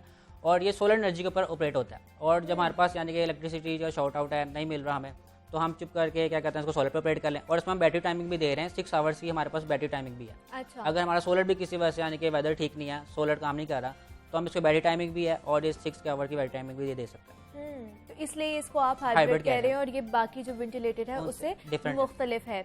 ठीक है। और मतलब ये बड़ा अच्छा, सुनने में तो बड़ा अच्छा लग रहा है और मेरे ख्याल से वैसे भी वाकई बहुत अच्छा है। लेकिन अगर कोई आम जो बंदा है वो अगर इसको यूज़ करना चाहे तो उसके लिए आसानी है कि वो यूज़ कर सकता है? बिल्कुल, इसको इजीली यूज़ कर सकते हैं। लेकिन अभी हम रिकमेंड ये करें कि किसी पैरामेडिक्स, डॉक्टर्स, उनकी सुपरविजन के अंडर ही इसको यूज़ किया जाए। अच्छा। ठीक है, क्योंकि हम चाहते हैं इसको फर्दर रिसर्च और करें इसके ऊपर अभी। ठीक है। वर्किंग कंडीशन में ये बेशक है, बिल्कुल वर्किंग कंडीशन में है, लेकिन उसको आम इंसान भी कोई घर में इजीली यूज़ कर सकता है। लेकिन हम सजेस्ट ये करेंगे पहले कोई डॉक्टर कुछ सजेस्ट कर दे कि इस तरह इसको यूज़ करना है और फिर इसको यूज़ अभी किसी डॉक्टर ने इसका ट्रायल नहीं लिया अभी तक? नहीं, अभी तक हाँ, हमने डॉक्टर्स की बिल्कुल रहनुमाई लेके इसको डिज़ाइन किया और कुछ हम चीज़ें डिजिटलाइज अभी करना चाहते हैं उसमें। वो फर्दर रिसर्च करेंगे तो ये और बेटर हो जाएगा। लेकिन हमारे डॉक्टर्स की रिकमेंडेशन लेके फिर हमने इसको बनाया। मतलब इसमें और भी फर्दर चीजें ऐड ऑन रिसर्च अभी हो सकती है। ये BS लेवल का प्रोजेक्ट था तो हमने उसके ऊपर इतनी रिसर्च कर ली। आगे हम चाहते हैं MS लेवल के उसके ऊपर आगे रिसर्च कितनी करनी पड़ी? मतलब रिसर्च वर्क पहले होता है, देन आप प्रैक्टिकल वर्क में आते हैं, तो रिसर्च कितनी करनी पड़ी कि ये भी चीज़ें हमें पढ़नी है, ये भी पढ़नी है, क्योंकि एक बड़ी पेचीदा चीज़ है जिसको बना रहे थे। काफ़ी रिसर्च करनी पड़ी हमें। और बेसिकली ये मेडिकल फील्ड का जो है वो प्रोजेक्ट था और जिसकी वजह से हमें मेडिकल फील्ड में बहुत इंटरेस्ट होना पड़ा और तब जाके फिर हम इसको बनाने में कामयाब हुए। मेडिकल फील्ड में इंटरेस्ट होना पड़ा, मतलब आधे डॉक्टर आप भी बन गए, ये कह सकते हैं हम लोग। जी बिल्कुल, ये भी कह सकते हैं, क्योंकि हमें मेडिकल को पढ़ना पड़ा कि पहले इसके क्या क्या ज़रूरियात हैं इसको बनाने के लिए। उसमें हमें पता लगा कि मरीज़ की एक डेप्थ होती है ब्रेथ लेने के लिए और कितनी बार उसने 1 मिनट में सांस लेना है। इन 2 चीज़ों को कंट्रोल करना हमारे एक मोटर के ज़रिए, वो हमने बनाने में काफ़ी डिफ़िकल्टीज आई इन दोनों पैरामीटर्स को कंट्रोल करने में। मतलब बहुत सारी चीज़ें जो हैं उनको देखकर तभी ये चीज़ें, तो ये मुफादे आमा के लिए कितना अच्छा आपको लगता है कि ये प्रोजेक्ट है? अगर आपसे पूछा जाए, अगर बाकी भी आपसे ताउन करके बनाना चाहें तो मुफादे आमा के लिए कितना अच्छा हो सकता है ये प्रोजेक्ट? ये बहुत अच्छा हो सकता है। अभी हमें बेसिक जो इसमें हमें इशू, हम चाहते हैं कि हमें फंडिंग हमें मिल जाए, क्योंकि पता है पाकिस्तान में हमारे पास फंडिंग बहुत मुश्किल से मिलती है। हम भी चाहते हैं इसको गवर्नमेंट लेवल के ऊपर इसको लेकर आएँ, और उसके लिए हमें फंडिंग और हमारे इस तरह के प्रोजेक्ट को ऊपर लेके आएंगे, तभी हम इस तरह के और मॉड्यूल तैयार कर सकते हैं। और अभी हमारे इसके ऊपर 25 to 30,000 लगे हैं। अगर ये बल्क में निकाला जाएगा तो इसकी कॉस्ट और कम हो जाएगी। अब हम ये भी सोच रहे हैं कोई हमें फंडिंग करे तो फिर हम इसको बल्क में निकालें और ज़्यादा बेहतर हो। एग्जैक्टली अभी जो पैसे आए थे वो आपने अपनी पॉकेट मनी से ही जी, अभी तो पॉकेट मनी से हमारे ग्रुप मेंबर जितने थे हमने मिलके कंट्रीब्यूट किया, तब जाके ये बना है। और आप लोग अब, लेकिन अच्छी चीज़ आप लोगों ने बनाई है, मैं यही कह सकती हूँ कि बहुत अच्छा आप लोगों ने काम किया है। अहमद, क्या सोच रहे हैं आगे? मतलब आज आप लोगों ने इतना अच्छा काम किया, इतना अच्छा प्रोजेक्ट बनाया है, अपने उसके लिए बनाया था, तालीमी करियर के लिए बनाया था, लेकिन अब वो लोग देख रहे हैं, उसके बारे में सुन रहे हैं कि आप लोग इतना अच्छा काम कर रहे हैं। जी, मैं यही कहना चाहूँगा कि इस तरह के प्रोजेक्ट्स को अप्रिशिएट करना चाहिए, ताकि इस तरह के मज़ीद प्रोजेक्ट बनाए जा सकें। और इस तरह की जो मशीन्स पाकिस्तान में अवेलेबल नहीं हैं, वो पाकिस्तान में भी होम इंडस्ट्री में बनाई जा सकें। अच्छा। ताकि हमें बाहर से इंपोर्ट ना करनी पड़े। इस तरह से हमारी इंडस्ट्री भी बढ़ेगी और हमारे स्टूडेंट का टैलेंट भी बाहर आएगा। मतलब बाहर से जो चीज़ें इंपोर्ट होती हैं फिर उसकी जो एक्सपेंसिव चीज़ हो जाती है, वो इस वजह से भी हमारे यहाँ पे चीज़ें बहुत ज़्यादा एक्सपेंसिव हो जाती हैं और हम लोग कहते हैं कि बहुत महंगाई हो गई है। जब निजी सतह पर बन रही होंगी या अपने ही कौमी सतह पर बन रही होंगी तो चीज़ें जो है वो हमारी पॉकेट फ्रेंडली होती हैं। ठीक है जी, बहुत अच्छा लगा आप लोगों से मिलकर, दोनों से बहुत अच्छा लगा और बहुत अच्छा काम आप लोगों ने किया है। और उम्मीद करते हैं कि इसी तरह का जो एक और प्रोजेक्ट है आप बड़े लेवल पर लेकर आएँ और लोग और इवन के जो हुकूमत है वो भी आप लोगों से ताउन करे और इसको बड़े लेवल पर आप लोग लेके चले और आने वाले दिनों में हमारे हॉस्पिटल्स में हमें इसी तरह के वेंटिलेटर जो हैं वो नज़र आएँ। Thank you so much. Mohammad Ahmed हमारे साथ मौजूद थे और मोहम्मद कासिम शाह हमारे साथ मौजूद थे। इन लोगों ने हाइब्रिड वेंटिलेटर तैयार किया है और उस बारे में हम बात कर रहे थे। आप दोनों का बहुत शुक्रिया। Best of luck for your future जनाब। बड़ा अच्छा काम है और जिस तरह कहते हैं कि जो नौजवान नस्ल है वो पाकिस्तान का या मुस्तकबिल का हमारा असासा है और इसी तरह का काम करते करते वो आगे निकलेंगे और पाकिस्तान का नाम भी रोशन करेंगे। जनाब आगे बढ़े और आपको बताएं कि हम तो फना हो गए, आप खुद को फना ना कीजिए। ये वो पैगाम है जो डायनासोर ने इंसानों को भेजा है और हाल ही में जारी करदा एक वीडियो में कंप्यूटर ग्राफिक्स की मदद से डायनासोर तख्लीक किया गया है जिसे हम अक़वाम मुत्तहिदा के एक फार्म से खिताब करते हुए भी देख सकते हैं। तो आइए आपको भी ये वीडियो दिखाते हैं।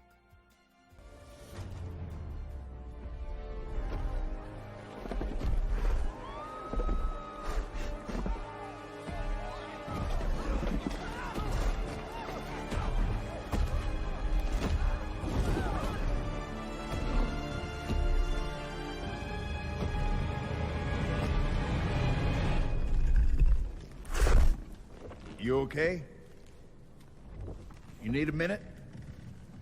Cool. Okay.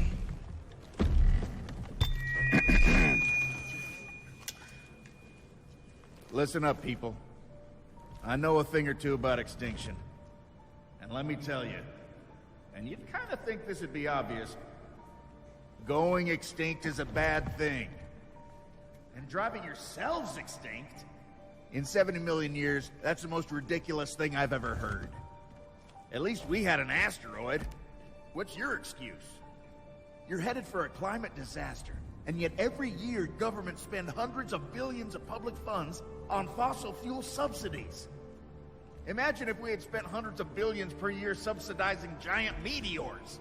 That's what you're doing right now. जनाब माहौलियाती तब्दीली के हवाले से जनाब ये जो पैगाम दिया गया है डायनासोर की तरफ से कंप्यूटर ग्राफिक्स की मदद से तो जो बना लिया गया है डायनासोर, उसने पैगाम भी दे दिया है कि हम तो जनाब फना हो गए, आप लोग खुद को फना ना कीजिए और अपना जो माहौल है उसको साफ़ सुथरा रखें। और हमें इससे ही अंदाज़ा लगाना चाहिए कि हमारा जो माहौल है वो कितना ज़्यादा आलूदा होता जा रहा है। जैसे मैं इससे पहले भी बात कर रही थी कि अगर लाहौर की ही खाली बात की जाए तो आज जो है सर फहरिस्त आ चुका है, लाहौर आलूदगी में पहले नंबर पर इसको कहा जा रहा है। तो इसलिए हमें अपने माहौल का खुद ही ख्याल रखना है ताकि हमारी सेहत और हमारे जो प्यारे हैं वो बच सके।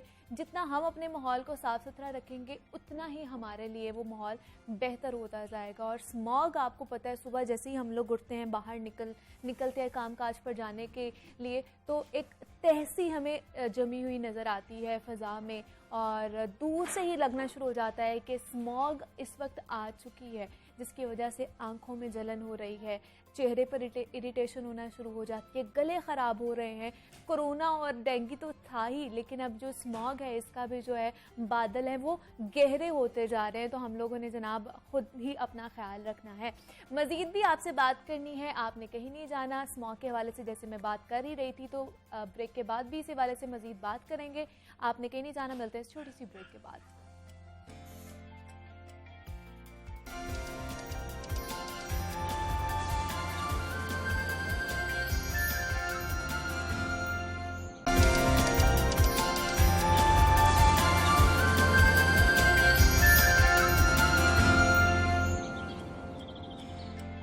वेलकम बैक टू जागो लाहौर। जनाब अब कुछ बात हो जाए बदलते ज़माने के, बदलते अंदाज की। तो आजकल एक लफ्ज़ जो है वो बहुत आम हो रहा है, वो है स्टार्टअप का दौर है। कि स्टार्टअप एक ऐसा अछूता ख्याल होता है कि जो मार्केट में आने के बाद तब्दीली और नए आइडियाज़ को फ़रोग देता है। और दुनिया भर में स्टार्टअप का रुझान बड़ी तेज़ी के साथ जो है वो फ़रोग भी पा रहा है। और कोरोना वबा के दौरान जितना बूस्ट ई कॉमर्स, फ्रीलांसिंग और स्टार्टअप को मिला है, शायद ही किसी और चीज़ को मिला होगा। और पाकिस्तान के हवाले से अगर बात की जाए तो गुज़श्ता चंद बरसों में पाकिस्तान का शुमार उन ममालिक में होता है जहां स्टार्टअप को तेज़ी से फ़रोग मिल रहा है। और इस वक्त पाकिस्तान जनूबी एशिया में दूसरा ऐसा मुल्क है जहां लोग स्टार्टअप शुरू कर रहे हैं। और इस हवाले से लाहौर को बेहतरीन शहर भी करार दिया जा रहा है, जबकि इस साल में पाकिस्तान में शुरू होने वाले जो स्टार्टअप्स हैं लगभग 30 करोड़ 50 लाख डॉलर की सरमायाकारी हो चुकी है। और स्टार्टअप कैसे शुरू किया जाता है, उसे कैसे कामयाब बनाया जा सकता है और लाहौर इस हवाले से किन किन पहलुओं के लिहाज से बेस्ट ऑप्शन है हमारे पास, इस पर हम बात करेंगे आज। इस वक्त हमारे साथ मौजूद हैं राबिया उस्मान हैं जो माहिर नफ्सियात हैं और एक कामयाब स्टार्टअप भी रन कर रही हैं। राबिया, मैं आपको खुश आमदीद कहती हूँ जागो लाहौर में। कैसी हैं आप? Thank you so much Muniba, मैं बिल्कुल ठीक हूँ, आप सुनाइए। मैं भी बिल्कुल ठीक ठाक। राबिया, सबसे पहले तो जैसे मैंने बताया कि अब स्टार्टअप का दौर है, ज़माना ये चल पड़ा है स्टार्टअप का। तो अपना स्टार्टअप आपने किया हुआ है, साथ में आप साइकोलॉजिस्ट भी हैं, तो अपने स्टार्टअप के बारे में हमें बताइए, अपनी कहानी सुनाइए हमें। कहानी अगर मैं जाऊँ तो seriously I have to go back like 15 years back. Okay. So I started like जैसे एक ट्रेडिशनल फैमिलीज़ की लड़कियाँ होती हैं, they have to get really early in the years, और फिर दे हैव टू अपने साथ साथ अपने करियर भी लेके चलना है, फैमिली भी लेके चलनी है। So is the case with me as well. तो जब ये साथ साथ सारा किया, साथ साथ मैंने पढ़ा, because there was something I always passionate about कि मैंने कुछ करना है लाइफ में। सो जब साथ साथ चली, ऑफ कोर्स बहुत से हर्डल्स भी आए, बिकॉज आपको पता है हमारा कल्चरल सेटअप ऐसा है कि everything is not smooth. Exactly. तो of course not smooth with me as well, लेकिन अल्हम्दुलिल्लाह family support was really good. और साथ साथ पढ़ी भी, फैमिली भी ग्रो भी की, और साथ साथ पिछले साल I have 2 startups. So one startup is like 3 to 4 years back now in the stable stage. और अब जो last year I have a startup which named the listener.pk. Okay. और ये है जी मेंटल हेल्थ हेल्पलाइन जो कि 24/7 काम करती है, और वी प्रोवाइड थेरेपी सर्विसेज, हर तरह की थेरेपी सर्विसेज प्रोवाइड करते हैं। हम सिर्फ ऑनलाइन मोड फ़िलहाल यूज़ करें, of course we are using technology. और इसके लिए ये है कि हर तरह की है, 365 डेज़ है, और हमारे पास सारे के सारे, कोई ट्रेनिंग साइकोलॉजिस्ट नहीं है इसमें, they are all certified. Okay. सब के सब एक्सपीरियंस्ड हैं, सारे कह लेंगे सीनियर्स हैं मेरे पास। And the best thing about it कि इट इज़ सो इकनॉमिकल कि I think anybody can afford it. So जब मैंने शुरू किया अपना career as a clinical psychologist, तो what I have seen is, क्योंकि मैंने पब्लिक सेक्टर में भी काम किया, मैंने प्राइवेटली भी काम किया, तो publicly what I have noticed is कि लोगों के पास अफोर्डेबिलिटी इशू है। ठीक है, लोग आना तो चाहते हैं, लोगों का रुझान भी है, लेकिन लोग अफोर्ड नहीं कर पाते हैं। ठीक है। तो affordability that is the thing कि कोई ऐसा प्लेटफॉर्म मौजूद हो जो कि 24/7 अवेलेबल भी हो, और लोगों को सोचना ना पड़े कि हमें जाना कैसे है, हमारे पास इतनी चीजें होनी चाहिए। तो ऐसा प्लेटफॉर्म किया जाए कि जो 24/7 अवेलेबल भी हो, जो कि जैसे मैंने आपको कहा है कि पैनिक डिसऑर्डर्स के पेशेंट्स होते हैं, यूजुअली पैनिक आपको होता ही रात के टाइम। बिल्कुल ऐसी है। तो रात के time there is no one available, so there should be someone जो आपको सुन सके, आपकी एंग्जाइटी को एटलीस्ट देयर इज समबडी जो होना चाहिए, कोई ऐसा प्रोफेशनल होना चाहिए जो आपकी इस चीज़ को डील कर सके। So that's why I just came up with the idea कि इस प्लेटफॉर्म को चलाने की ज़रूरत है जो कि 24/7 अवेलेबल भी हो और सर्टिफाइड साइकोलॉजिस्ट भी हों, सारे प्रोफेशनल्स हों, कोई ट्रेनिंग ना हो। बिकॉज हमारा यहाँ पे जो कल्चर है वो ये है कि आपको जहाँ पे साइकोलॉजिस्ट मिलेगी मोस्टली वो जो आपको अफोर्ड कर सकते होंगे वो यूजुअली ट्रेनीज होंगी हाँ। और जो आपको कम पैसों में वो कर देंगे, ठीक है। So it is only 800 rupees, like it is nothing. 800 rupees I think ठेले में आप जाएं तो शायद एक जूता भी नहीं मिलता होगा आजकल। So it is only 800 rupees और द रीज़न इज़ के इसको इतना आम बनाया जाए कि हर किसी की पहुंच में हो। एग्जैक्टली। तो कैसा रिस्पांस कैसा मिला जब आपने आइडिया अपना शेयर किया बाकी लोगों के साथ, तो उनका क्या रिस्पांस था? Seriously Muniba, it was overwhelming. मतलब एक साल के अंदर, एक साल भी अभी नहीं हुआ, इट्स ओनली 10 to 11 months। अच्छा। और we have 5,000 plus registration of the people. मतलब लोग आना चाहते हैं और लोग थेरेपी सर्विसेज भी लेना चाहते हैं। And the biggest thing what I added is कि हमें मजीद अवेयरनेस की ज़रूरत है, ठीक है। We are going into the universities, we are going, हम यूथ को भी कैप्चर कर रहे हैं बिकॉज उनको भी बहुत ज़रूरत है। बिल्कुल, एग्जैक्टली, ठीक है। तो इसीलिए अल्हम्दुलिल्लाह बहुत अच्छा रिस्पॉन्स रहा और it was an excellent idea. और वो कहते हैं ना कि एंटरप्रेन्योरशिप जब आप शुरू करते हैं there should be a creative idea, तो अल्हम्दुलिल्लाह it was one of them. और मेरे ख्याल से ज़्यादातर जो इस चीज़ का हमें पता चला है या लोगों ने ज़्यादातर साइकोलॉजिस्ट के पास जाना शुरू किया कोरोना के दौरान, क्योंकि एक तो मैशत हमारी बिल्कुल डाउन हो चुकी थी, लोग घर पर रह रहे कि इतना डिप्रेशन का शिकार हो गए थे कि कोई सुनने वाला ही नहीं रह गया था उनके पास। तो उसमें ये जो मुनफरिद सा आइडिया आप लेके आई तो वो बूस्ट अप कर गया। बिल्कुल।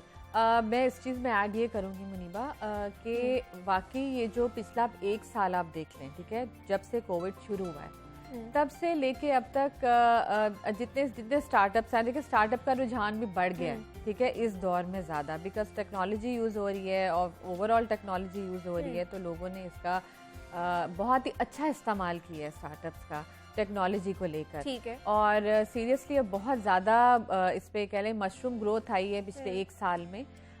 सो I think it's an excellent idea. पिछले एक साल में जो हम कोविड के दौरान जिस तरह हम कह लेंगे बहुत से अगर चीज़ें डाउनफॉल में गई हैं, तो startup was one of the thing जिससे बहुत अच्छी ग्रोथ आई है। एग्जैक्टली, बिल्कुल, हाँ। तो इट वाज गुड वन। और जैसे राबिया आप मेंटल हेल्थ की बात कर रही हैं, तो हमें बताइए कि इस दौरान किस तरह के केसेस आपके पास, मतलब डिप्रेशन के ज़्यादा लोग आए, एंजाइटी के लोग आए, किस तरह की प्रॉब्लम्स वो लेकर आते थे आपके पास?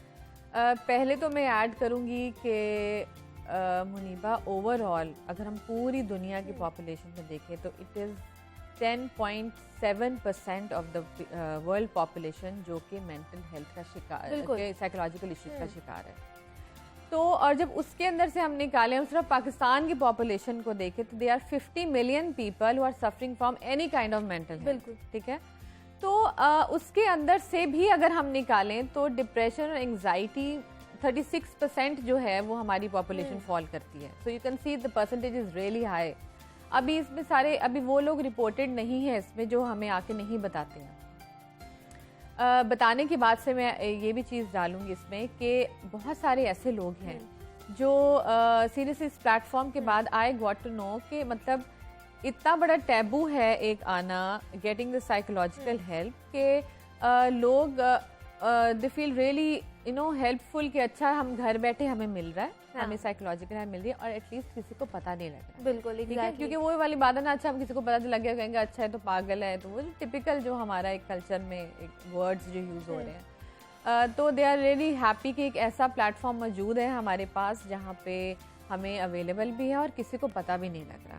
So really depression anxiety is the most common among them. Secondly जो बहुत कॉमन है वो ये है ड्रग एडिक्शन के केसेस। अच्छा, हमारी जो यूथ है like they are 6.7 million youth की मैं सिर्फ बात करूंगी, और सिर्फ वो वाले बच्चे हैं जो ड्रग्स अब्यूज़ के शिकार हैं और अभी भी आप देख लें ये वो वाली परसेंटेज मैं आपको बता रही हूँ जो रिपोर्टेड है, वो नहीं बता रही बहुत जो से ऐसे लोग हैं जो रिपोर्ट नहीं करवाते। हाँ। बिल्कुल, और उसको कोमोबिड कर देते हैं या उसको कहते हैं कि नहीं जिसको ये मसला है। हाँ। आपको पता है हमारा खानदानी सिस्टम कितना स्ट्रांग है, नोबडी वांट्स टू लेबल, तो वो लेबल नहीं करना चाहते कि अच्छा ये हमारा बच्चा, तो वो किसी और बीमारी का नाम लेके उनको ट्रीटमेंट दिलवा रहे होते हैं। और दूसरा एक डिप्रेशन की जैसे हम बात कर रहे हैं राबिया, तो पीपीडी पोस्टमार्टम डिप्रेशन जो है उसके बारे में मैंने नहीं इतना सुना कि लोग बात करते हों, या बहुत से लोगों को मैंने देखा है कि होता भी है प्रेगनेंसी के बाद या जो ऑपरेशन होता है उसके बाद, लेकिन उसके बारे में अमूमन इतनी बात नहीं की जाती, इसको बड़ा आम सा चीज़ समझी जाती है। इस डिप्रेशन के बारे में बताइए, और इसमें कितने लोग जो हैं वो इसका शिकार हो रहे होते हैं? I am really thankful to Muniba कि आपने ये टॉपिक उठाया, बिकॉज रिसेंटली मैंने इस पे एक लाइव सेशन करवाया था ऑन माय सोशल मीडिया, और सीरियसली 50 to 60% औरतें after delivery they get into postmortem depression. मैं कहीं और नहीं जाऊंगी, I put myself as an example कि when I had my third daughter I went into postmortem depression, और seriously आपको खुद पता नहीं चल रहा था, ठीक है, आप जा रहे हैं and it is like you don't feel like कि आप ना बच्चा भी उठाएं, आप उसको प्यार भी करें। So like for 6 months I was like a robot, ठीक है। अब हालांकि मेरे पास हेल्प भी है, I have my mentors, I have everybody around me, I have social support, उसके बावजूद भी आई वाज गेटिंग इनटू डिप्रेशन। और फाइनली आई एंडेड अप मेरे अपने जो मेंटोर्स हैं, बिकॉज मुझे लग रहा था कि नॉर्मल है, लेकिन जो बाकी सब मुझे देख रहे थे वो कहते हैं यू आर नॉट नॉर्मल। तो खैर उन्होंने मुझे बुलाया, दे गिव मी मैंने खुद थेरेपी सेशंस लिए, और I went into medication as well, because ये इतनी सीरियस हो जाती है sometimes you get into suicide as well. So I was getting suicidal. मैं ये बहुत ओपनली बात मानती हूँ, इसलिए मान रही हूँ बिकॉज प्लीज़ अपने आसपास की औरतों को देखें, उनको फील करें कि अगर तो ये ऐसी हो रही है तो please get a help for them, ठीक है। जैसे मुझे हेल्प मिली है, आई वुड रियली इनकरेज कि मैं भी और लोगों को, ऐसी औरतों को मैं हेल्प दूँ जो इस चीज़ में जा रही हैं। और I am repeating that again, that is 60% woman जो कि पोस्टमार्टम डिप्रेशन का शिकार होती हैं, और अनफॉर्चुनेटली इनको कोई हेल्प नहीं दी जाती। हाँ। और सबसे जो डिलेमा है हमारी सोसाइटी का, हमारी अपनी डॉक्टर ही नहीं हमें बताती, ठीक है। तो प्लीज़ ये आई थिंक ये डॉक्टर को भी एजुकेट करने की ज़रूरत है कि प्लीज़ आप अपनी पेशेंट्स को बताएं that you can get into depression afterwards, और आपको भी ज़रूरत है, हमें उन माओं को बताने की ज़रूरत है जो अपनी बच्चियों का ख्याल कर रही हैं, हमें उन सासों को बताने की ज़रूरत है अपने बच्चों का ख्याल, हमें उन हस्बैंड्स को बताने की ज़रूरत है। So I think this is awareness जो आपको फुल फ्लेज हर जगह देनी ही देनी है। प्लीज़ अपना ख्याल करें, अपने साथ जो बैठे लोग हैं उनका ख्याल करें। एग्जैक्टली कोई पता नहीं चल रहा होता कौन किस जंग से अपने अंदर ही लड़ रहा होता है। दूसरा राबिया, जैसे आप साइकोलॉजिस्ट हैं और आपका जो प्लेटफॉर्म है, इसमें हमें बताइएगा कि अगर किसी को मेडिकेशन की ज़रूरत पड़ जाती है, अगर काउंसलिंग से नहीं काम बन रहा, तो क्या साइकेट्रिस्ट भी आपके ऑन बोर्ड हैं? यस ऑफ कोर्स, बिल्कुल है हमारे पास साइकेट्रिस्ट। और सबसे पहले मैं ये ऐड करूँगी, हम सिर्फ वो केसेस लेते हैं जिसमें the patient is stable, because एक कह लें कि एक प्रोसीजर है ना, जब तक आपका पेशेंट स्टेबल नहीं होगा you can not start the therapy. तो हमारे पास जब तक पेशेंट स्टेबल नहीं होगा हम थेरेपी शुरू नहीं करेंगे, and we just right away recommend to the psychiatrist कि इसको ज़रूरत है। वरना यूजुअली तो इतने सीरियस केसेस नहीं आते हैं, जो कि वो 90 to 95% पेशेंट्स जो खुद हमारे पास आते हैं, इसका मतलब ये है कि वो ठीक होना चाहते हैं। बिल्कुल, ठीक है। तो हमें उनके लिए डॉक्टर की ज़रूरत यूजुअली पड़ती नहीं है, लेकिन अगर पड़े तो ऑफ कोर्स हम उनको रेकमेंड करते हैं। और जैसे राबिया अभी आपने बात की, सोसाइटी का बहुत ज़्यादा हमारे ऊपर प्रेशर होता है, और उस वजह से भी बहुत से लोग जो हैं वो आना चाह रहे होते हैं लेकिन नहीं आते, कि उनके ऊपर लेबल उनको कर दिया जाएगा कि ये साइकेट्रिस्ट के पास जा रहे हैं, साइकोलॉजिस्ट के पास जा रहा है तो ये पागल होगा। ये माइंडसेट भी हमारा है। तो एक लोगों का ये भी बड़ा कंसर्न होगा कि इस अगर प्लेटफॉर्म पर हम आएंगे तो हमारी इन्फॉर्मेशन, ये जो हमारी जो चीज़ें होंगी वो सिक्योर होंगी, हम बिल्कुल 100% उसके लिए Muniba what we have done is कि हमने एक एग्रीमेंट रखा हुआ है, दैट इज कॉन्फिडेंशियलिटी एग्रीमेंट, ठीक है। उसको हम वायलेट करेंगे या वो करेंगे, that is by the book. हम दोनों में से कोई वायलेट नहीं कर सकता। तो हमारे जो जितने भी थेरेपिस्ट हैं they are bound to it confidentiality के लिए, और उनकी किसी भी तरह की ब्रेक नहीं की जाएगी। और वो एग्रीमेंट रखने का मतलब ही यही है कि उनको कॉन्फिडेंस देना है कि भाई ऐसा कुछ इशू नहीं है। अदरवाइज आते हैं ऐसे बहुत सारे क्लाइंट्स आते हैं, तो उनके लिए दैट एग्रीमेंट इज द एक ट्रस्ट लेवल डेवलप करने बिल्कुल एग्जैक्टली हाँ। तो क्या लगता है आपको अगर डिप्रेशन और एंजाइटी की अगर बात की जाए तो ख़ास तौर पर लोग समझते हैं कि शायद एक ही चीज़ है, इनमें क्या बुनियादी फ़र्क क्या लगता है? इनमें बुनियादी फ़र्क बहुत ज़्यादा है और सीरियसली मुनीबा जैसे आपने कहा है कि मोस्टली लोगों को नहीं पता कि इसका क्या डिफरेंस है, ठीक है। सो डिप्रेशन इस तरह से, जिस तरह अब ये डिप्रेशन है और ये एंजाइटी है, तो डिप्रेशन में the person goes down, okay, and anxiety में द पर्सन गोज अप, ठीक है। सो अब आप देख लें, they are opposite sides. So depression में you feel low, you feel lethargic, you don't feel like doing anything, आपका एनर्जी लेवल बिल्कुल लो हो जाता है, आपका कुछ करने को दिल नहीं करता। लेकिन एंजाइटी में क्या होता है, आप कहते मर जाओ या मार दो, ठीक है। सो एंजाइटी इज लाइक दैट कि मतलब अनसर्टेनिटी इतनी ज़्यादा है कि बंदा बैठ नहीं पा रहा। और एंजाइटी और डिप्रेशन में तो the person don't want to feel like getting up, उसका वो 4 घंटे उसी जगह पे बैठा रहेगा। और एंजाइटी जिसको होगी वो तो उस जगह पे बैठेगा ही नहीं, उसका दिल होगा कि मैं उठूं, इधर उधर फिरूं, परेशानी होगी, इरिटेबिलिटी होगी, फ्रस्ट्रेशन होगी, जिसकी वजह से वो टिक के बैठ नहीं सकेगा। तो ये दोनों जो हैं वो बहुत ही ऑपोजिट है। तो ऑफ कोर्स जब भी लेकिन ऐसा हो सकता है कि एक पेशेंट को एंजाइटी भी और depression at the same time हो, ऐसा भी हो सकती है। ठीक है, राबिया उस्मान हमारे साथ मौजूद थी, साइकोलॉजिस्ट हैं और मेंटल हेल्थ के नाम से जो है एक स्टार्टअप भी बड़ा ही कामयाब स्टार्टअप है वो रन कर रही हैं। राबिया बहुत शुक्रिया आपके वक्त का, आप यहाँ पर आई हैं और बहुत अच्छा लगा आपसे मिलकर और आपके इस स्टार्टअप के बारे में भी जानकर, जिससे ना जनाब हम बात कर रहे थे कि डिप्रेशन और एंजाइटी एग्जिस्ट करती है और हर किसी में एग्जिस्ट करती है, तो उससे निमटने के लिए हमें कुछ लोग चाहिए होते हैं, साइकोलॉजिस्ट या साइकाट्रिस्ट चाहिए होते हैं जिनसे हम बात कर सके, जो हमारी सुन सके। तो ये मेरे ख्याल से एक प्लेटफॉर्म आ चुका है हमारे पास कि हम वहाँ पर जाके अपनी जो भड़ास कह लें या अपनी जो टेंशन है वो उन तक पहुँचा सकते हैं, शेयर कर सकते हैं और उसका अच्छा सोल्यूशन हमें मिलेगा। जनाब मुझे अब आपने इजाज़त देनी।